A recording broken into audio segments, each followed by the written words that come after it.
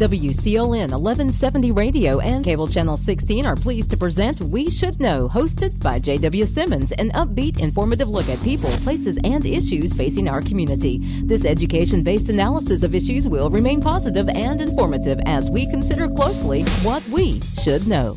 Ladies and gentlemen, welcome back. We Should Know is on there. I want to thank you for being with us today. We're coming to you from Star Communications TV, Channel 16 and 316. Also, we're simulcast on WCLN Radio from Clinton, North Carolina. Today, we're talking about all things business, all things industry. And we got three folks with us today. So I'm going to start with Toni Blount. Toni, a lot of folks know you. Mm-hmm. I guess they know you from being here in Clinton for quite some time, working with not only schools, but your husband was superintendent here, Stuart mm-hmm. Blount, known Stuart for years, of course, was in Rotary with Stuart. Mm-hmm. It's good to know he's doing well. Toni, you now are in a situation that you are a regional impact manager for something called My Future NC. And it works intrinsically with communities in the southeastern part of the state, Sandhills regions of North Carolina. Also, you lead a statewide discussion in the college application process testing optional program. And I find that very interesting, testing optional. For something about that just intrigues me. I kind of like the idea of testing being optional. Mm-hmm. So thank you for being with us. Thank you for having me. Next up is a friend of everybody's, including mine for a long time. Lisa Turlington is Dean of Advancement for Sampson Community College, manages grants, supervises and marketing for the college, and serves as Executive Director of the College Foundation. Of course, both you guys backgrounds in business administration, master's degrees, various academic credentials. But Lisa, I think one of the things that struck me is that you've been not only involved with community college for years, but you literally have done things from teaching in the prison right on up that ladder to now having, I look at you and I think you've got two boards really that you work with, the foundation and the Board of Trustees, and you answer to none other than Bill Starling. Oh, that's right. But the boards are great. Sometimes Dr. Starling can be challenging. Just kidding. Thank you so much for taking time to be with us today. And of course, Stephen Barrington. Stephen, I feel almost compelled to thank you for being part of this community and stepping into this role that you're in as our economic development director here in the county. You work with the board as well. You got a commission that you're the executive director of. And Stephen, as I look at the introduction, I could go into so many areas that you've been involved in, but the thing that kind of interests me is that you served as Director of Business Engagement in Wake County, Capital Area Workforce Development Board. You've also Economic Development Project Manager for Wake County Chamber of Commerce, and as Executive Director of the County of Franklin for business there. So I think I've got three people that I want to kind of pose this question to and get your input is the challenges that we've gone through. And everybody listening knows that. I mean, they've had their personal challenges, whatever it is they do as a profession, wherever they are age-wise. The pandemic has been a challenge. But what strikes me is the struggles of business and industry, what they have gone through. And what do we see? When I say we, literally from your eyes, what do you see 2022 and going forward? If all of those folks that may be listed, whether it's a farm business, we're big ag here, or whatever that business may be, let's talk about some of the challenges in 2022 that really they need to gear up for and get ready for. And we can start with some of the things that we've already spun and we've seen on some major channels. But let's talk about that. And Toni, I'll start with you. Since you happen to sit in that magic chair, you're going to get some attention because I'm going to put it to you and then we're going to run it down the line. So let's start with you. What are some of those challenges? You talk to business, you travel all over the southeastern part of the state. I told Stephen, I said, I want to look at it because we can look at national trends, but I want to know how they're landing here. I want to know how they're affecting our people here. Okay, so I'll start with the state level data because My Future NC is a statewide organization that has a hyper-local impact. Mm-hmm. So we're looking at a state educational attainment goal for North Carolina. So by the year 2030, If we did nothing, if we did not attack these challenges or even talk about them, North Carolina would have a shortfall of 400,000 jobs, where we would not have credentialed or degreed folks that could fill those positions. So My Future NC is taking that goal and saying by 2030, North Carolina will have 2 million 25 to 44-year-olds with high quality credentials or degrees that will then lead to a family sustaining wage. So that goal says a lot. Mm-hmm. And what we know is that work has to happen locally. So the challenges are, do local communities have what they need to work on those local educational attainment goals? Lisa, when I hear Toni use that word, the local community, I think about those wonderful 58 community colleges we have in this state. And I'll say this, and I've said it before, but I'm going to say it again, how blessed we are to have them. Mm-hmm. And you sit in the driver's seat there to see a lot of this engagement happening. Tell us what's happening on your end. Right, and one of the partnerships that we have with My Future NC, Sampson Community College and Sampson County and some of our nonprofits and industry leaders submitted a grant to be part of the pilot for the local education attainment collaboratives. And so we were selected as one of 10 or 12 in the 15 in mm-hmm. the state. And so then we built out a group of stakeholders locally. So we have a team of business leaders, education leaders from the public schools and the community college, our county and municipal government leaders, faith and civic leaders. And so these people have been working to kind of establish, how do we get there? How can we be a part of building those credentials? And talking with Dr. Starling just this week about how do we set our goals? Well, we've already set those goals. So much of what we've been doing over the past 5 years, building out programs in workforce development and partnering with the EDA, Economic Development Association, the U.S. Department of Commerce, our local partners like Golden Leaf and the Cannon Foundation and the Lonnie Poole Foundation. All of them have been supporting us, and so we are already obligated to go to them to say, okay, you helped us build this welding facility. Now we are going to credential more people. Mm-hmm. We're building the truck driver training program out at the industrial park. So we have already committed to EDA and Golden Leaf and said we're going to put more CDLs in the workforce. So another project that's about to be launched is our Samson Trade Center that will add more electrical and heating and air and masonry. And so we'll build out more people who have those certificates or diplomas or maybe associate degree. Maybe they are going on to get a bachelor's, but we have kind of already have that built in, but the structure that we're going to have from My Future NC and with this collaborative, Stephen's a part of it too, we're going to be really intentional about how do we get and how can we be a part of this so that we don't have that shortfall in 2030. Mm-hmm. Stephen, when you hear these comments, I'm kind of envisioning in my mind here that I'm hearing that the foundation is being reinforced because that each one of these things that these ladies just mentioned, and I look at you, is this critical foundation stuff that you've got to have to say to a industry or to a business that you need to look at Sampson County? No, you absolutely have to have this. The talent is probably is going to continue to be a major challenge. This here is really an effort to really support that effort more than anything. Mm-hmm.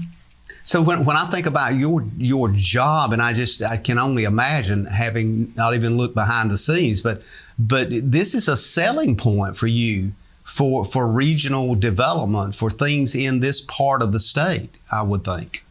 No, it absolutely is. Even as companies are looking to come to the area, talent, qualified talent is at the top of the list. How do we look at that? And we got a couple of minutes here before we go to break. But guys, just anybody, how do we look at that, and how do we not only get folks to understand it, because they got to step up. They got to say, where do I sign? Where do I enroll? Where do I show up? How do I show up? How do we get that message out? I know we're trying to get it out here, but Are we doing a good enough job getting it out? Well, I'll jump in. One of the projects that we're doing with this, our local collaborative, we've named ourselves Samson Connect, and we're doing a good job now of trying to spread the word. And this is a great opportunity for us here to put it out. But I think it came down to us saying that students and families don't really understand these opportunities. They don't see the pipeline from middle school to high school to possibly trade school or university to employment. And so being able to build out those pathways and communicate them is going to be critical. And so our big project that we're working on right now is identifying local influencers. And so we're putting together sort of TikTok style videos of people who came through our systems, who are employed and are thriving, and they're almost like pitching their employer. The first one we just did, our pilot, was with the Star, Donna Bullard, who's with Star, and our team here worked on that. And so she's able to say, I came through these systems. I, had a family business, but now I have this great job at Star working with great people, and there are opportunities. And she sort of laid out her pathway. And so I think we can use people of the age, Toni mentioned 25 to 40, and let them say how they made it through here. This was my path, and we've got people in healthcare, education, in industry, ag leaders. Catherine Azell has suggested a few of her employees who came through the community college system, so they're going to be able to say, this worked for me. I got on this path and people helped me, and now I have this great job working for Azell Trucking. And JW, to be honest with you, that is huge for our efforts, whether it's existing companies who are looking for talent and looking at really the local area. Now, we understand the inbound, outbound migration patterns, but that is a huge coup right here within the community of developing locally and for a residential base of great qualified and credentialed talent. Right. We're going to take a quick break. We're going to come back. We're going to continue this discussion. Ladies and gentlemen, I want to thank you for being with us. We'll be back in a moment. We're talking about challenges for businesses and industry, and I think it's something you need to know. We'll be back in a moment.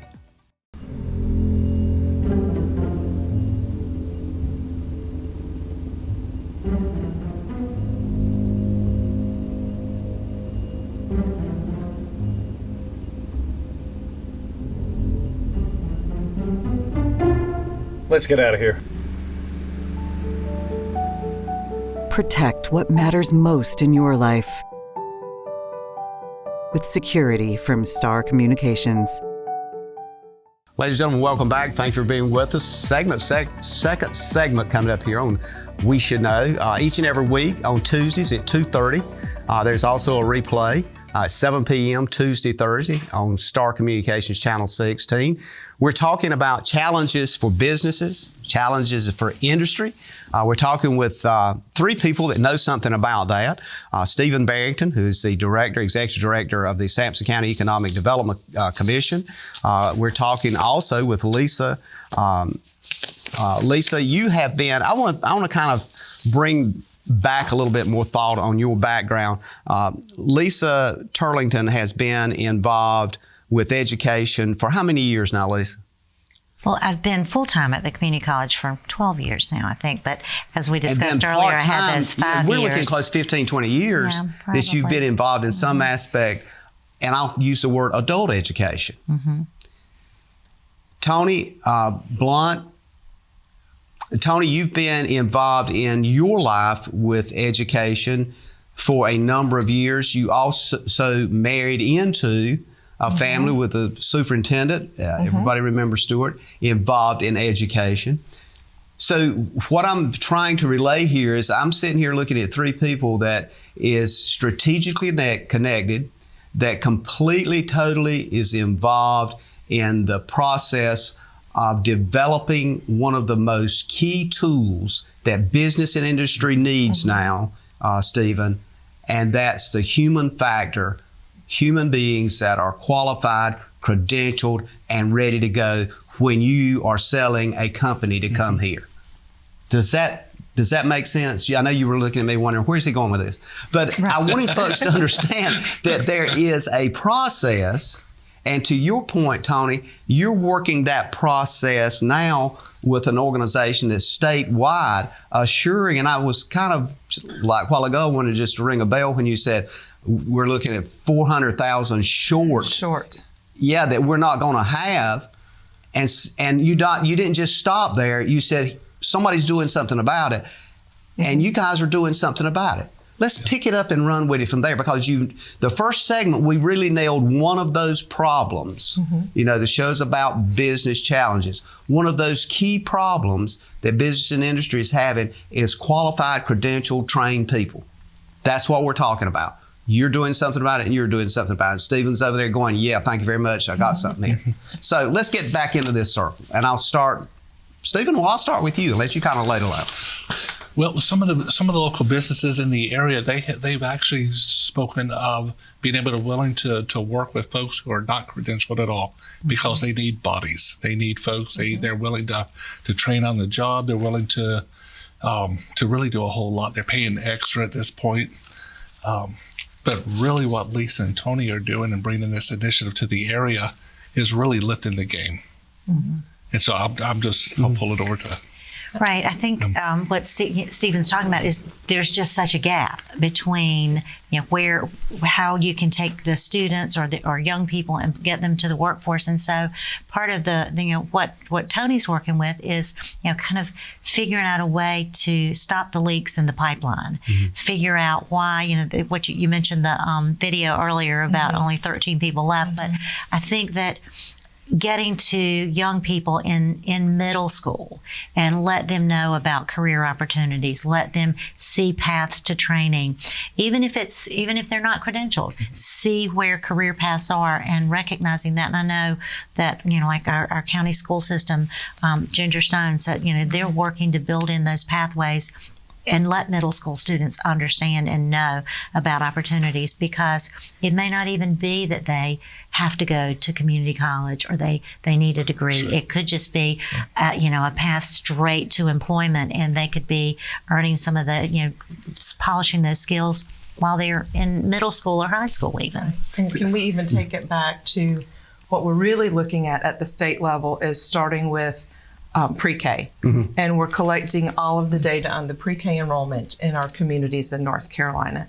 And then looking at third grade reading scores, eighth grade scores. So looking at this whole pipeline and figuring out where those barriers are. What are students and families facing that are keeping them from the opportunities that we're hoping that they can pursue? So the 4 strands of work from My Future NC really begins with the first strand of pre-K enrollment. Then we're looking at counselor to student ratios in middle schools and high schools, and how important that is to really get that good mentoring piece. That is a problem in Sampson County. We really are understaffed with that. And, a lot of the recent assessments that I've been reading for some other grants I've been working on keep highlighting that we don't have enough. The ratio of counselors to students is so, skewed that. Yeah, and the Sampson County Attainment Profile, which was released in 2019, is soon to have the 2.0 version. We should have all of that new data. And in the 2019 report, we found that there were 3 areas of opportunity in Sampson County, and one of them was the pre-K enrollment. Another was the student to counselor ratio, and then the third was the graduation rate. So all of that wrapped up into pre-K to the end of K-12. And now we have this wonderful community college system here in Sampson County that is ready to take on those students at whatever level that they're willing, whether it's through high school CCP courses, the Career and College Promise, where students are obtaining college credit while in high school. And that can be college transferable credit. It can be credentials that they earn an entire certificate while they're still in high school and ready for the labor market, or the beginning of a credential that will only move them to a potential higher level job or a further degree. Right. So, at least to talk about, the branding of Sampson and how students can really get whatever they need as their first choice. Right, and JW mentioned it earlier, the begin here, go anywhere philosophy. You really can figure out a way. It can be an entry to, just credentials or a degree or transfer. And going back to the counseling piece of it, one way that the college is supporting the local school systems is that we've got career coaches in every high school now. We used to spread them out. They were only a day here and a day there, but now we have, everybody has at least a part-time person, and most of them have a full-time person dedicated to those students to help them understand the pathways, figure out how to build their high school offerings with the community college offerings, and how to make sure if your goal is work, get the pathway there, or if it's transfer. So I do think those career coaches, and I know you're meeting with Emily Brown later on, and she's she's leading that and doing a great job, and she's built out guided pathways for the CCP students. So in every program, they can see the path from the beginning classes, what they can stack. They've got to take this to be able to take the really fun classes, and so she's done a lot of work on that, and you'll enjoy your conversation. But that's great support for our local school systems, and it's also kind of a bridge to our employers. And so when someone calls me and says, can you connect me with someone who can weld, I'll often just send them to Emily, because she's working with a portal for jobs on our website too. This is a real big issue and a challenge, because we're talking a lot about the career counselors and different things as such. Nancy Dillman, she's also brought up to me in the past that we really need to reach the teachers as well. Mm-hmm. The teachers are great at teaching, but they don't have a lot of real world experience, and so we need to bring that to life as well. There is a disconnect, I think, between workforce needs and where they are. So. And there's some companies who said they would invest, just like Chuck Spill with Hog Slat. Mm-hmm. He was here earlier, and he said he's part of this initiative, and they're willing to have those conversations of how does it work for industry, and how can we educate the school system on what we need, what we do, emerging trends and occupations, so different opportunities. Mm-hmm. Yeah, add this to this conversation. How do you ensure that you are reaching those people? It's like a lot of times we look at this show that we do, and we wonder, are we really reaching folks? Are we reaching the people that need to hear it? With the things we've talked about so far, it just strikes me that there's a lot of folks out there that I just feel like if they're hearing this, they're going, they can. Right. I didn't know. I will. I could see some of those responses. Are we doing a good enough job reaching? And if we are, can we improve that? What are we doing? Well, one of the things that I love about the local educational attainment collaborative that we call Samson Connect is that it does just that. We're connecting cross-sector folks from all over the community. So this is not just a K-12 initiative or a community college or business and industry. So it's leadership from all of those areas that all work together to look at what are the equity challenges in each community. And then what do we want to frame that around? What do we really want our goal to be for this group? And it takes those silos and just brings them down. Everybody knows that they have to work with the person that is also very concerned and wants to do something about this educational attainment gap in each community. So, that brings in the leadership at the community college. Dr. Starling is on many of our calls.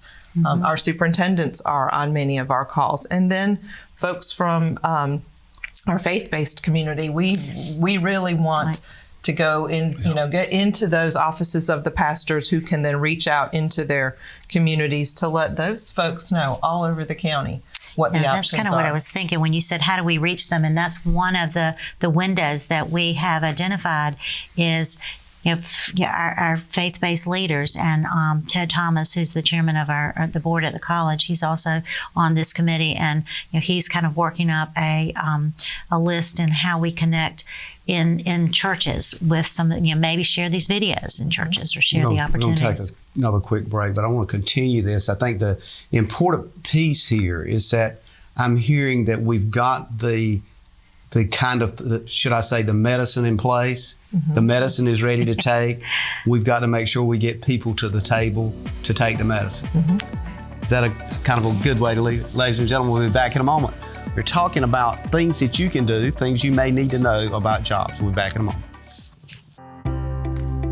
Just because something may work doesn't mean it's right for your business. Let Star Communications' knowledgeable consultants help you customize a hosted voice system that's right for you. Our dedicated experts work with you to understand your business needs and guide you at every step, from choosing and installing services to ongoing maintenance and support. Contact Star today. Ladies and gentlemen, welcome back. We Should Know is on there. My name is JW Simmons. I'm your host. We're talking with some folks about the future of employment, of business, challenges of business. We started this conversation about challenges of business. It seems like there's so many pieces to this, it's hard to just keep it focused on one thing. But we're talking with Stephen Barrington, of course, the Director of Sampson County Economic Development Commission, Lisa Turlington, Dean of Advancement here at Sampson Community College, and of course, Toni Blount, the Regional Impact Manager for My Future NC. Kind of like that My Future NC, Toni. Mm-hmm. It feels like you are part owner in the organization or something. So we had a lively discussion off air, which I wish I could have got on air, but it had a lot to do with that one factor that we see as a challenge for businesses, and it's kind of hard to get off of it, and that is employability. You know, that's human power. That's that individual thing that you're working with statewide and regionally as well. At least, one of the observations that is critically important is the motivation factor. How do we light that fire? You know, Stephen, you do it. You have to figure out where the kindling wood is to light that fire to get folks to look at us here in southeastern North Carolina. Is the same thing true to try to get somebody to say, hey, maybe I need to look at a certification. Maybe I need to step up and take the time to participate. And if you do, what is that tool? What do you do?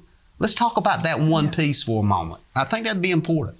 Well, I love the idea of cradle to career. And throughout that process, students are motivated by their experiences, by their teachers, by their local community, and eventually need to, do some self-reflection and some career coaching, which I'm so thankful for. We have the CTE departments in public schools, career development coordinators, but we're asking students all along, what do you want to be? What do you want to do? And it's okay. There's not a stigma to whatever it is that matches a student's post-secondary plans. Mm-hmm. So, local communities need, just to envelop students into that concept that if it's a 2-year community college or a 4-year or a 90-day credentialing program, if it lands a student into the career of their interest, that's the best plan for them. And it's not a stigma of you must go to a particular program at a particular school to get what you need, because it might not be there for them. So really learning what their passions are, where their leadership is, what they really want to do in their career early on through the middle school and high school experience, and then having these career coaches in place to help place them into those potential positions, I think is critical. And that's all about the education piece. Lisa, I had Kevin Randolph on a while back and Amanda Bradshaw, and we talked about a truck driving program. Mm-hmm. And you alluded to it in your early comments, the thing that's opened up now, a huge truck driving platform right here at the industrial park. I was just kind of blown away at some of the research. I mean, we're talking truck drivers now. I mean, and these are people that are saying, we'll employ you of salaries upwards of $75,000 to $100,000 a year. Right. That's huge. Mm-hmm. And apparently that program is a pretty strong program at a college. Sure. But it's one of many. It is, and there are more truck driving programs being built and opened across the state to try and meet that shortage. But, I wrote the grant for that, for the project out there. And so any national trucking company, local, regional, that I called and asked to write a letter of support, did it. I mean, everyone was so excited to hear about an expansion, and I think that there's just such a great need, just in supply chain management in general, not necessarily drivers, but particularly drivers. That we're excited. Right now, we are, the largest producer of FTE in the state for community colleges, but we hope to be able to put more drivers on the roads and keep working. One of the programs we did, speaking back to your cradle to career, we started a transportation basics program a couple of years ago, and it was right when we were when COVID came. So we were making opportunities for high school students available to come to the college to work on supply chain logistic classes, and also work on getting toward their CDL, their learner's permit.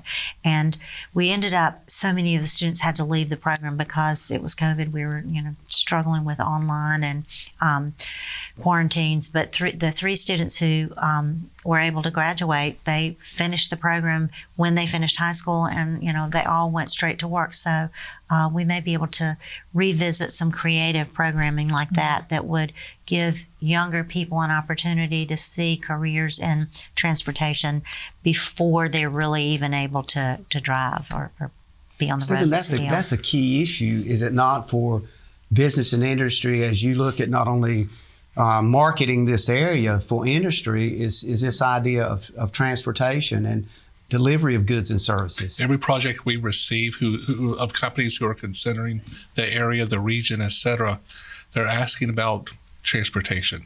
That is absolutely key. That's a marketing. I mean, what's taking place with the community college is truly a marketing win for us.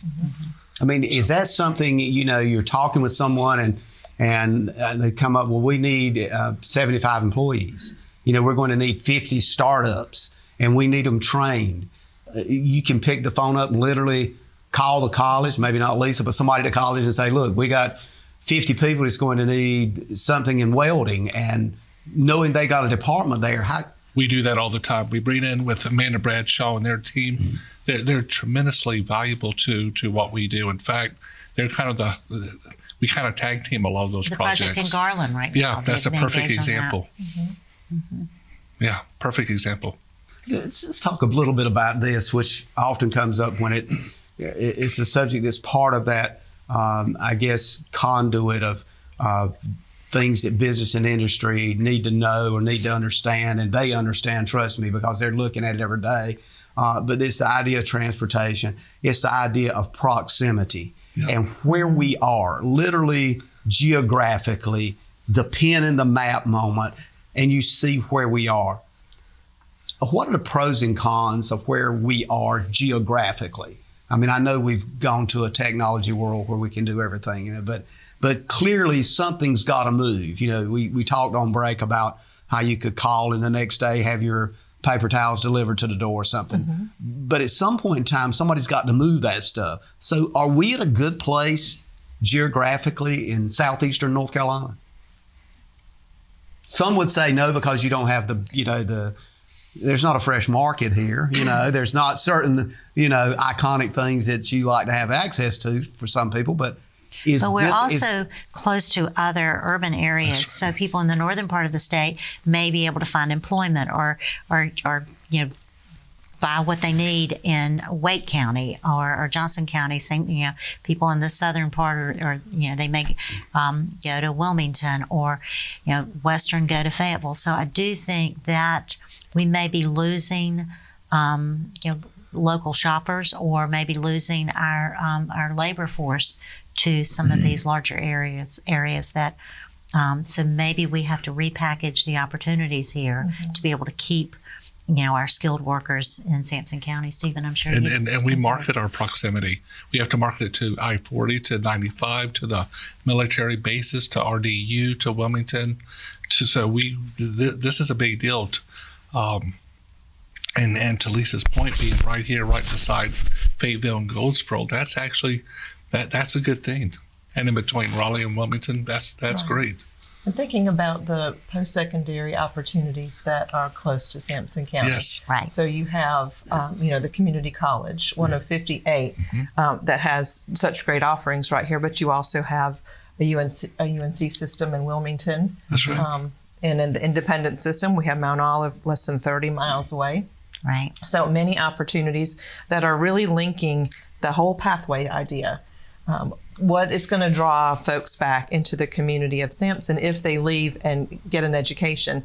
And so looking at the programs that Mount Olive offers and the conversations they have with workforce development and the school system, and some wonderful programs happening for teacher education, where teachers, teacher assistants can begin to fulfill that 4-year teaching degree and that license while they're still working in Sampson County or Clinton City, and all right here because of online education or within an hour commute. And we have to continue to think regionally, and because again, the inbound, outbound migration patterns of workers, we have a lot of folks leaving the county to go to work. A lot of folks are coming into the county to go to work, especially into the Clinton area. So it's so we have to be very mindful of that. And the industry, at the end of the day, they recognize that, and they're looking for a labor force within a radius around their workplace. And I think some of this came as a result of a conversation I had with Kenneth Ragland, Garland Shirt Company, just recently, and it was clear to me that he's planning to expand that operation drastically down there. But clearly it comes back to exactly what you guys do, which is taking that person that is there, that's willing to do the job, and making sure they have the capacity, capability to do it. But somehow the opportunity, that opening that door and getting them through that door, continues to be probably one of the critical pieces. We got about 30 seconds before we go to break. Any add-on to that? No, I do think, and we talked during the last break about, what can we do to reach out? And I think Lisa kind of hit it in one sense in terms of leveraging the social media in a way that, frankly, I'm less familiar with. So, or really identifying some of the barriers. And I think you used the word excuse earlier, but sometimes the barriers can be insurmountable. Opportunities to be trained in Sampson County, if transportation is a barrier, then how do we work with that? We're going to take a break and we'll be back in just a minute. Ladies and gentlemen, thank you for being with us. We're coming up on our last segment, and we've been talking about things that I guess are needs, demands for business and industry growth here in the county. Stay tuned. We're back in a moment. On the first day of kindergarten, parents and loved ones bring their little ones to school for the very first time. If you ask them, they'll tell you they'd want to be a doctor, a lawyer, an architect, an astronaut. Unfortunately, 13 years later, not every kindergartner walks across the stage to receive their high school diploma.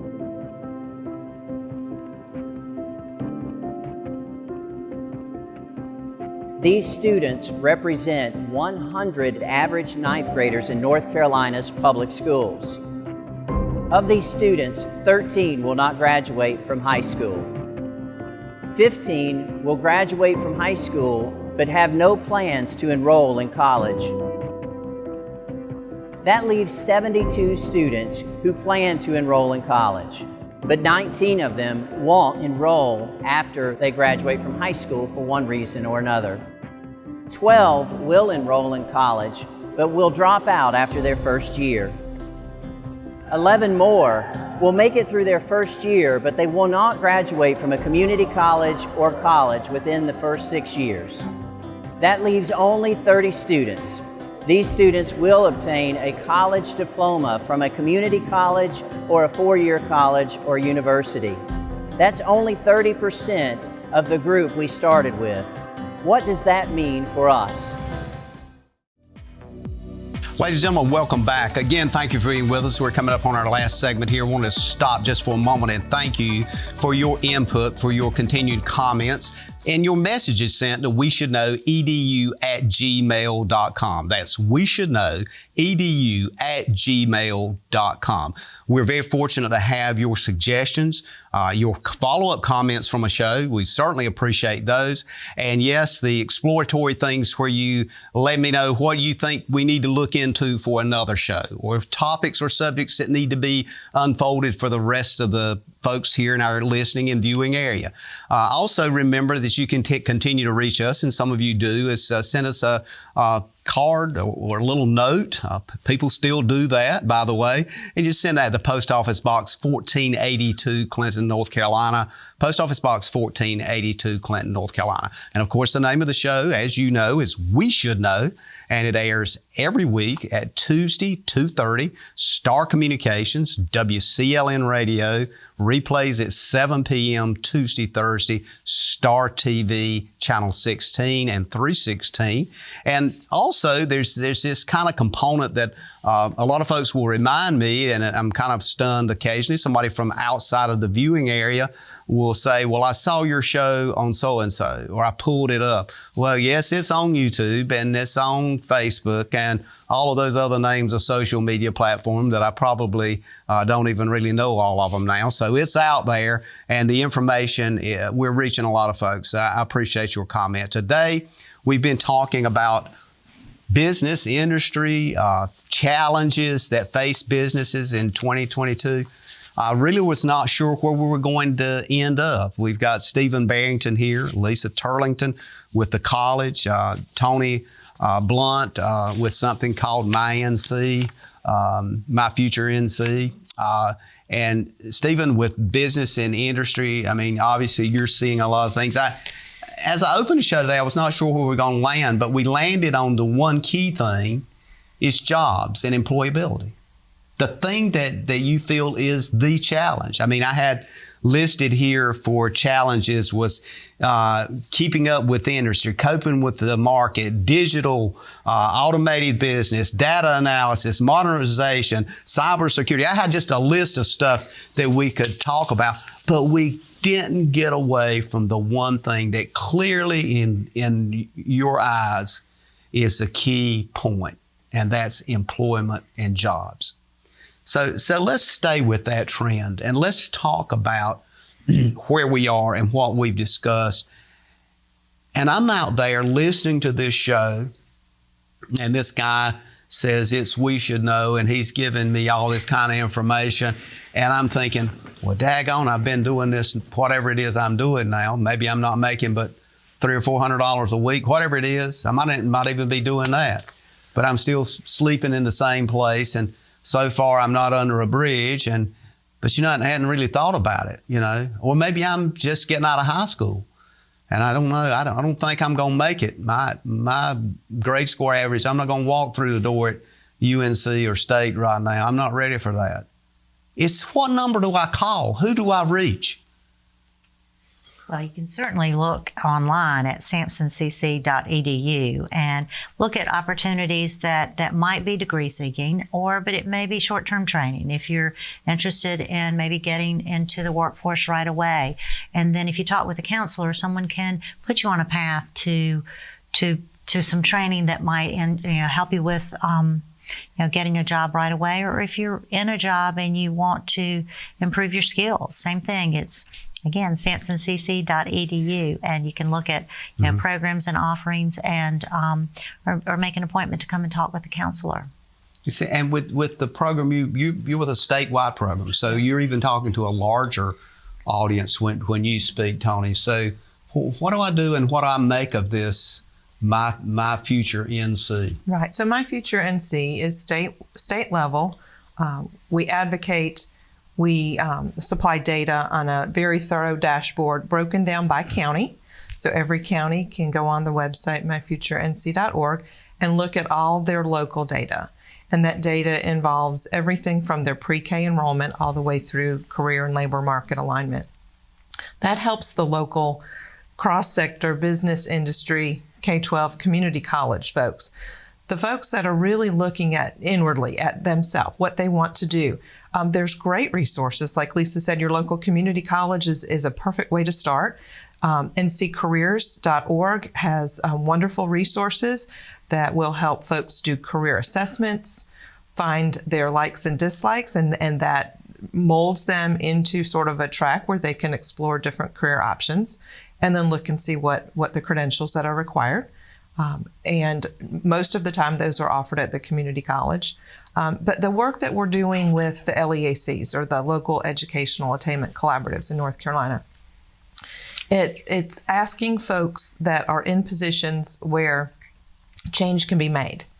So your business leaders and your educational leaders and your folks that have the hands-on student support in schools and colleges, we're asking those folks to sit together in these meetings and use the assets that they bring to the table and then leverage those assets to make change. And so the first small project that we're doing here in Samson Connect is that the creation of those videos for these role models, these folks that grew up in this area, that want to stay, that are doing, using their career to launch others towards possibilities. Mm-hmm. That's the first small project. But this work doesn't end. This grant with NC Impact goes through the end of this year. But that's when the work really begins. To get to our 2030 goal at the state level, we know that it has to be locally driven. And that's why Samson Connect, the work here, is so important. JW, go ahead. I was going to say, it's so hard to go down the road and not see a hiring sign that mm-hmm. companies are always hiring, whether it's large industry, mm-hmm. whether it's the retail mom and pop shops or whatever.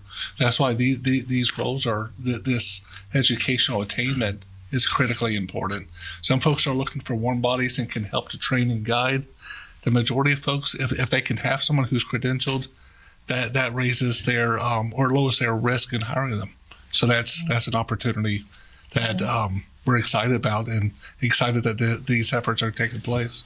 How important is it for you, Stephen, in the position that you're in, to be able to say to folks that you're talking to, no matter where they're from, looking at this area?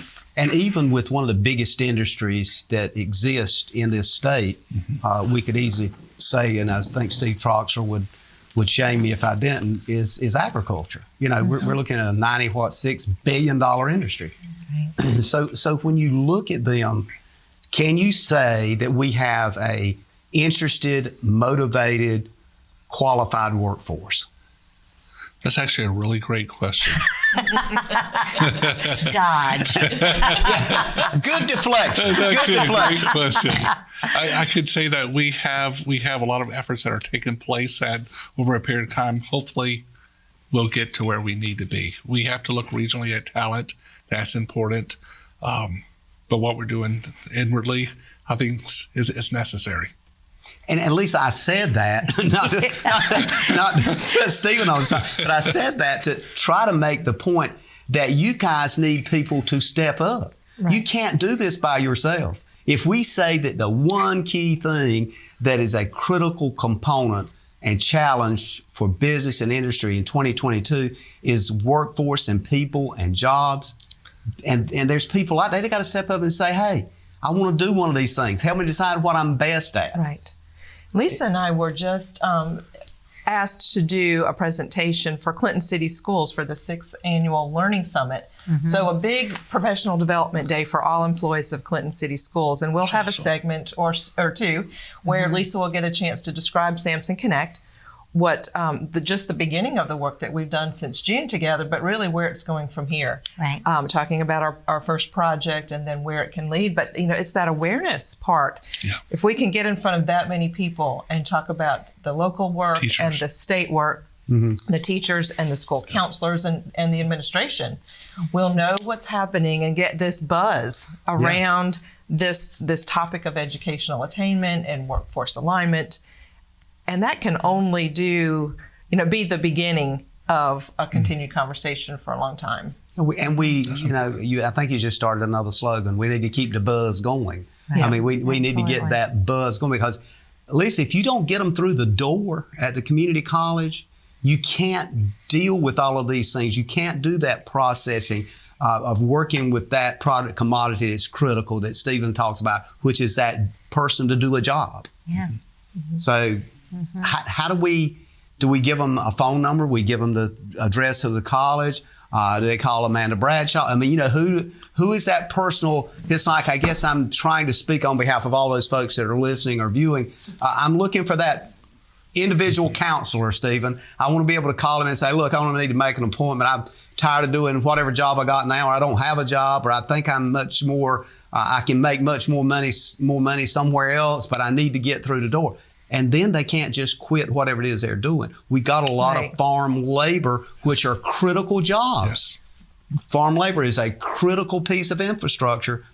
You know, your husband's in business, so you know, Lisa, what I'm talking about. You got to have those folks to step up and do it. Right. And a lot of the training programs are built around letting someone who's working full-time be able to improve their skills at night or on the weekends too. So they can look at some programs like that.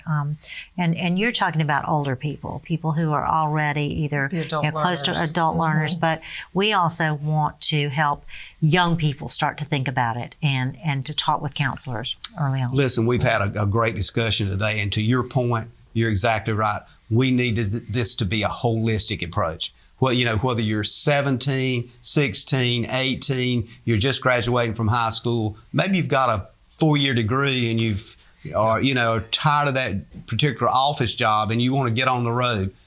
Truck driving might be the job for you. So there's a possibility. Mm-hmm. Thank you for taking time to be with us today. We certainly look forward to having each one of you back again to continue this conversation. It's an ongoing discussion. Ladies and gentlemen, thank you for being with us today, and we hope we have touched you in some way, that if you need to contact one of these folks, do it. And we look forward to seeing you again right here, and may God bless.